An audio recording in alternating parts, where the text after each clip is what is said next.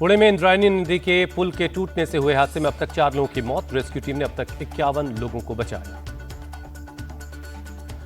कुंडमाला गांव के पास इंद्रायणी नदी पर 30 साल पुराना पुल ढहने से हुआ हादसा। पुल पर मौजूद थे 100 से ज्यादा लोग। 35 से 40 लोग नदी में बह गए। पुल हादसे की खबर मिलते ही मौके पर पहुंची एनडीआरएफ की टीम देर रात तक 4 बड़े क्रेन की मदद से हटाया गया पुल का गिरा हुआ हिस्सा। अंधेरे की वजह से रेस्क्यू रात में रोकना पड़ा। पुल के पास नदी से कई बाइक भी निकाली गई। हादसे के वक्त कुछ लोग मोटरसाइकिल पर सवार होकर पुल पर पहुंच गए थे। वजन ज्यादा होने की वजह से पुल भरभराकर गिर गया। महाराष्ट्र के सीएम देवेंद्र फडणवीस ने हादसे में मारे गए लोगों के परिवार के लिए 5-5 लाख के मुआवजे का ऐलान किया है। घायलों के उचित इलाज का इंतजाम के लिए भी कहा है। हादसे के वक्त साइप्रस में मौजूद पीएम मोदी ने सीएम फडणवीस से फोन पर बात की। रेस्क्यू ऑपरेशन को फुल स्पीड में चलाने के लिए कहा। गृहमंत्री अमित शाह ने भी हादसे पर सीएम फडणवीस से बात की। मारे गए लोगों को दी श्रद्धांजलि। घायलों के जल्द ठीक होने की कामना की।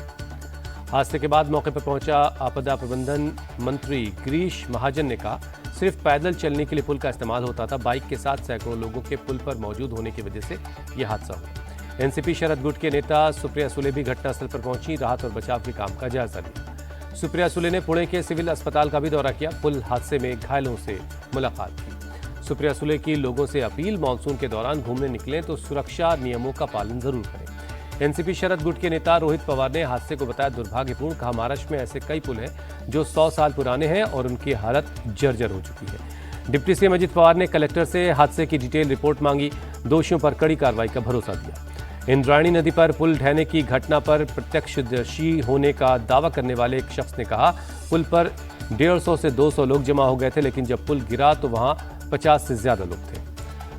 चश्मदीद होने का दावा करने वाला शख्स बोला, भगवान की कृपा है कि मेरा परिवार सुरक्षित है। टीएमसी नेता कुणाल घोष का पीएम से सवाल, पुणे में पुल गिरा, ठीक से मेंटेनेंस नहीं होने से प्लेन क्रैश हुआ, क्या इसको एक्ट ऑफ फ्रॉड कहेंगे? कुणाल घोष को बीजेपी नेता सामिक भट्टाचार्य ने दिया जवाब। कहा, जो पुल टूटा है वो बीजेपी सरकार में नहीं बना, ऐसे हादसे पर राजनीति न करें। ईरान ने इजरायल के तटीय इलाकों पर किया मिसाइल हमला। धमाके के बाद इमारतें और सड़कों पर खड़ी गाड़ियों में आग लग गई। फायर फाइटर्स आग बुझाने में लगे हैं।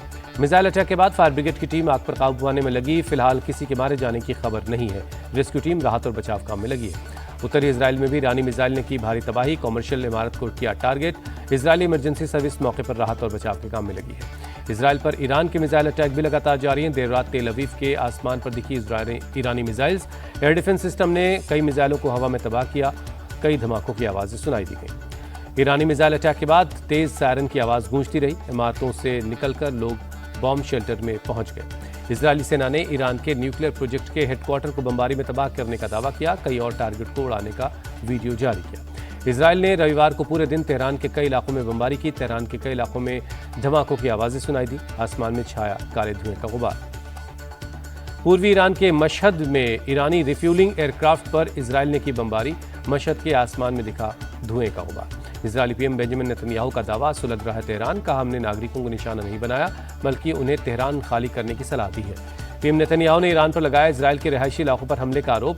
कहा, ईरान तेल अवीव, तमरा और रिशॉन लेजियन समेत कई रिहायशी इलाकों पर मिसाइलें बरसा रहा है। इजरायली सेना ने ईरान पर भीषण हमले की चेतावनी दी। ईरानियों को सैन्य हथियार उत्पादन कारखानों को तत्काल खाली करने के लिए कहा। ईरान ने इजरायल को कब्जे वाली जमीन खाली करने की चेतावनी दी। ईरानी सेना के प्रवक्ता कर्नल रजा सैयद ने कहा, ईरान ने इजरायल के हमले पर विनाशकारी प्रतिक्रिया की कसम खाई है। ईरान और इजरायल के बीच जंग का आज चौथा दिन है। इजरायली हमले में अब तक ईरान में 406 लोगों की मौत हुई है। 656 से ज्यादा लोग जख्मी हैं। ईरान सरकार ने इजरायली हमले में फिलहाल 224 नागरिकों की मौत की पुष्टि की है। बताया जा रहा है कि मारे गए 90% से ज्यादा लोग आम सिविलियन हैं। ईरानी मिसाइल अटैक में इजरायल को भी भारी नुकसान हुआ है। इजरायली सेना के मुताबिक अब तक 14 लोगों की मौत जबकि 390 से ज्यादा लोग जख्मी हैं। ईरान इजरायल में तनाव के बीच अमेरिकी राष्ट्रपति ट्रंप का बड़ा दावा। कहा, जैसे भारत और पाकिस्तान के बीच समझौता करवाया वैसे ही ट्रेड का इस्तेमाल कर ईरान और इजरायल के बीच समझौता करवाएंगे। राष्ट्रपति ट्रंप ने ईरान के सर्वोच्च नेता आयतुल्लाह अली खामनेई की हत्या की इजरायल की योजना पर वीटो किया। व्हाइट हाउस के एक अधिकारी का दावा। अहमदाबाद विमान हादसे का नया वीडियो आया सामने। क्रैश के बाद आग में जलता दिख रहा है एयर इंडिया का विमान हादसे में मारे गए पूर्व सीएम विजय रूपाणी का आज राजकोट में होगा अंतिम संस्कार। डीएनए सैंपल मैच होने के बाद कल उनका पार्थिव शरीर परिवार को सौंप दिया गया। अहमदाबाद एयर इंडिया विमान हादसे में मारे गए 90 लोगों के डीएनए सैंपल मैच हो चुके हैं। अब तक 33 लोगों के शव उनके परिवार को दे दिए गए हैं। अहमदाबाद प्लेन क्रैश में मारे गए लोगों के पार्थिव शरीर को सम्मान के साथ उनके घर पहुंचाया जा रहा है। परिवार के साथ एसडीएम और पुलिस अधिकारी भी जा रहे हैं। राजस्व विभाग के अधिकारी आलोक पांडे का बयान, प्लेन क्रैश में पीड़ित परिवारों की मदद के लिए 230 टीमें बनाई गई हैं। अंतिम संस्कार तक मदद की जा रही है। पीएम मोदी के प्रमुख सचिव पीके मिश्रा ने प्लेन क्रैश साइट का दौरा किया, अस्पताल जाकर घायलों से मुलाकात की। प्लेन क्रैश साइट पर अशोक भाई ठाकुर भगवद गीता का पाठ कर रहे हैं। हादसे वाले दिन से ही पाठ करते हुए क्रैश साइट पर पहुंचे थे। गुवाहाटी की एयरपोर्ट पर एयर इंडिया पर भड़के पैसेंजर, हैदराबाद के लिए जाने वाली विमान के कैंसिल हो जाने के बाद लोगों में दिखी नाराजगी। यात्रियों का आरोप कि रविवार की दोपहर 1:40 पर उड़ान थी, बिना किसी जानकारी के उनकी उड़ान अचानक कैंसिल कर दी गई। यात्रियों के हंगामा करने पर अधिकारियों ने रात 10 बजे पैसे वापस करने का ऑफर दिया। यात्रियों ने पैसे लेने से इनकार कर दिया, दूसरे विमान से हैदराबाद पहुंचाने की मांग की। पीएम मोदी ने साइप्रस में बिजनेस राउंड टेबल सम्मेलन में शिरकत की। राष्ट्रपति निकोलस भी मौजूद रहे। पीएम मोदी ने साइप्रस के बिजनेस लीडर्स को संबोधित किया। कारोबार, निवेश और रक्षा जैसे क्षेत्रों में द्विपक्षीय सहयोग को बढ़ाने की बात की। पीएम मोदी और राष्ट्रपति निकोलस के बीच हुई द्विपक्षीय वार्ता। मोदी ने कहा, भारत और साइप्रस का रिश्ता मजबूत है और इसको और आगे बढ़ाना है। ऑपरेशन सिंदूर के बाद पहली बार विदेश दौरे पर साइप्रस पहुंचे हैं पीएम मोदी। उनका ग्रैंड वेलकम हुआ। राष्ट्रपति निकोलस ने एयरपोर्ट पर रिसीव किया। साइप्रस में पीएम मोदी से मुलाकात के बाद भारतीय समुदाय के लोगों में दिखा उत्साह। बोले, हमारे लिए गर्व का मौका है। भारतीय प्रवासी समुदाय की एक सदस्य को प्रधानमंत्री मोदी का मिला ऑटोग्राफ। बोले, हम चाहते हैं कि पीएम यहां आते रहें और हमसे मुलाकात करते रहें। कांग्रेस नेता सोनिया गांधी की बिगड़ी तबीयत, पेट से जुड़ी समस्या की वजह से उन्हें दिल्ली के सर गंगाराम अस्पताल में भर्ती करवाया गया है। केरल के नीलांबुर उपचुनाव के लिए प्रियंका गांधी ने किया रोड शो। कांग्रेस उम्मीदवार आर्यदान शौकत के लिए मांगा वोट। नीलांबुर उपचुनाव में टीएमसी सांसद यूसुफ पठान ने भी रोड शो किया। टीएमसी कैंडिडेट पीवी अनवर के लिए वोट मांगा।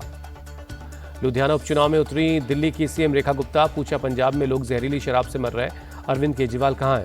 सीएम रेखा गुप्ता बोली, दिल्ली वालों ने केजरीवाल का बहुत समर्थन किया, जनता थोड़ी नाराज हो गई तो ये पंजाब आकर बैठ गया है। लुधियाना में एक जनसभा में शामिल हुई सीएम रेखा गुप्ता। बीजेपी उम्मीदवार जीवन गुप्ता के लिए वोट मांगा।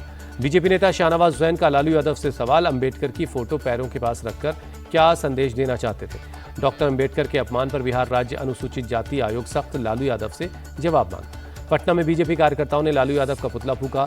लखेंद्र पासवान ने कहा, लालू यादव ने सिर्फ अंबेडकर नहीं बल्कि पूरे दलितों का अपमान किया है। आरजेडी नेता तेजस्वी यादव का बयान, रिटायर्ड अधिकारी बिहार को चला रहे, जनप्रतिनिधियों की सुनवाई नहीं हो रही है। तेजस्वी यादव बोले, बिहार गरीब राज्य है और अधिकारी लूट रहे हैं, यहीं से सही से जांच भी नहीं हो रही है, वरना कोई बचेगा नहीं। कर्नाटक में जेडीएस ने मिस्ड कॉल कैंपेन शुरू की है। 2 महीने में 23 जिलों में लोगों से मिलेंगे जेडीएस के कार्यकर्ता। इंदौर के राजा रघुवंशी मर्डर केस में नया मोड़, राजा के भाई सचिन ने सोनम पर तंत्र क्रिया के लिए राजा की बलि देने का आरोप लगाया। सचिन रघुवंशी के मुताबिक अपने पिता को बचाने के लिए सोनम दे दी है राजा की बलि। सोनम के नार्को टेस्ट करवाने की मांग की। राजा रघुवंशी का आज किया जाएगा त्रयोदशी संस्कार। राजा के परिवार के साथ रघुवंशी समाज के लोग मौजूद रहेंगे। राजा रघुवंशी की हत्या के विरोध में इंदौर में लोगों ने किया प्रदर्शन, हत्यारों को फांसी देने की मांग की। केंद्रीय मंत्री मनोहर लाल खट्टर ने दिल्ली के सरोजनी नगर में बने सरकारी क्वार्टर का निरीक्षण किया। कहा, बिल्डिंग की कमियों को दूर किया जाएगा। एनडीएमसी के वाइस चेयरमैन कुलजीत चहल बोले, मानसून को लेकर हमारे पास एक्शन प्लान है। इस बार कोशिश होगी कि नई दिल्ली इलाके में पानी जमा न हो। छत्तीसगढ़ के पूर्व सीएम भूपेश बघेल का बयान, पूरे प्रदेश में बालू माफियाओं का बोलबाला है, पुलिस माफियाओं से मिली हुई है। असम के धुबरी में देश विरोधी मैसेज लिखने का एक मामला, सीएम हेमंता बोले, इसको रोकने के लिए कड़ी कार्रवाई करनी होगी। आंध्र प्रदेश के उंडावल्ली में सीएम नायडू से मिले केंद्रीय मंत्री पीयूष गोयल, राज्य से जुड़े कई मुद्दों पर बातचीत हुई। पंजाब की मोहाली में पुलिस की बदमाशों से मुठभेड़, जवाबी कार्रवाई में बदमाश जख्मी हुआ। मौके से पुलिस ने बरामद की पिस्टल, घायल बदमाश को अस्पताल में भर्ती करवाया गया। मेरठ में पुलिस से मुठभेड़ में बदमाश घायल, जवाबी कार्रवाई में पैर में गोली लगी। घायल बदमाश को अस्पताल पहुंचाया गया, पुलिस कर रही उससे पूछताछ। बिहार के कैमूर में बेखौफ बदमाश बाइक पर जा रही महिला पुलिसकर्मी को मारी गोली, गंभीर हालत में बनारस रेफर किया गया। बाइक सवार बदमाशों ने मारी गोली, वारदात का लाइव वीडियो आया सामने। पति के साथ रेलवे स्टेशन जा रही थी महिला पुलिसकर्मी। मुर्शिदाबाद में बीएसएफ के जवान की हत्या, ड्यूटी पर तैनात रतन लाल सिंह के सहकर्मी ने गोली मारकर हत्या कर दी। करीब 13 राउंड फायरिंग की, 5 गोली सीने में लगी। दोनों जवानों के बीच किसी बात को लेकर बहस हो गई थी। कथित तौर पर शराब के नशे में थे दोनों जवान। पुलिस ने आरोपी जवान को हिरासत में ले लिया है। एनकाउंटर में मारा गया वांटेड अपराधी सोलापुर में पुणे क्राइम ब्रांच ने ढेर किया। 23 साल के शाहरुख पर कई मामले दर्ज थे। सोलापुर एनकाउंटर पर सपा विधायक अबू आजमी ने उठाया सवाल, कहा शाहरुख के एनकाउंटर की जांच होनी चाहिए। अगर आरोपी ने 7 राउंड फायर किया तो गोलियां कहां गई। जम्मू कश्मीर के रियासी में भड़की जंगल की आग, आसपास के इलाकों में धुआं भरा। जंगल का एक बड़ा इलाका आग की चपेट में आया। तेज हवाओं की वजह से फैली आग। दमकल की टीम ने काफी मशक्कत के बाद आग पर काबू पा लिया है। आसपास के रहने वालों को अलर्ट किया गया है। केरल के कोझिकोड में भारी बारिश से बुरा हाल है। कई इलाकों में पानी भर गया है। सड़कें पानी में डूबी हुई है। जल भराव की वजह से सड़क यातायात प्रभावित है। लोगों का बाहर निकलना मुश्किल हो गया है। सूरत में बीती शाम मौसम ने ली करवट। कई इलाकों में तेज बारिश हुई है। बारिश की वजह से लोगों को गर्मी से मिली राहत। सड़क पर थमी गाड़ियों की रफ्तार। मनाली में बारिश से मौसम हुआ सुहाना। पर्यटकों से गुलजार हुआ बाजार। देश और विदेश से पहुंच रहे पर्यटक, दुकानदारों के भी चेहरे खिल गए। सोनप्रयाग से केदारनाथ धाम जाने वाले रास्ते को अगले आदेश तक बंद कर दिया गया है। जंगल चट्टी में मलबा गिरने के बाद लिया गया फैसला। 4 धाम यात्रा के लिए हेलीकॉप्टर सेवा पर रोक लगी। UCADA और DGCA ने अगले आदेश तक सस्पेंड की हेली सेवा। हेलीकॉप्टर क्रैश के बाद लिया गया फैसला। केदारनाथ हेलीकॉप्टर हादसे की जांच करेगा AAIB। DGCA ने जारी किए निर्देश। यूपी के कैलाश मानसरोवर यात्रियों को प्रदेश सरकार 1-1 लाख रुपए देगी। मंत्री जयवीर सिंह ने दी जानकारी। यूपी से कैलाश मानसरोवर के लिए पहला जत्था रवाना हुआ। पर्यटन मंत्री जयवीर सिंह ने हरी झंडी दिखाई। भगवान जगन्नाथ की रथ यात्रा को लेकर तैयारियां जारी हैं। ओडिशा के चीफ सेक्रेटरी ने लिया जायजा। दक्षिणी अमेरिकी देश पेरू के प्रशांत तटीय इलाके में भूकंप के जबरदस्त झटके आए। 5.6 की तीव्रता के भूकंप से तटीय इलाका हिल गया। फिलहाल किसी के हताहत होने की जानकारी नहीं है। स्पेन के बार्सिलोना में बढ़ते पर्यटन के खिलाफ सड़कों पर उतरे हजारों लोग। कहा पर्यटकों की बढ़ती तादाद स्पेनिश शहर के चरित्र को खराब कर रही है। FIH प्रो लीग में ऑस्ट्रेलिया के खिलाफ भारतीय महिला हॉकी टीम की लगातार दूसरी हार। 1-2 में मिली शिकस्त। इससे पहले मैच में 2-3 से हार का करना पड़ा था सामना। भारतीय पुरुष हॉकी टीम की FIH प्रो लीग में छठी हार। ऑस्ट्रेलिया ने 3-2 से जीता मुकाबला। नीदरलैंड और अर्जेंटीना से मैच हार चुका है भारत।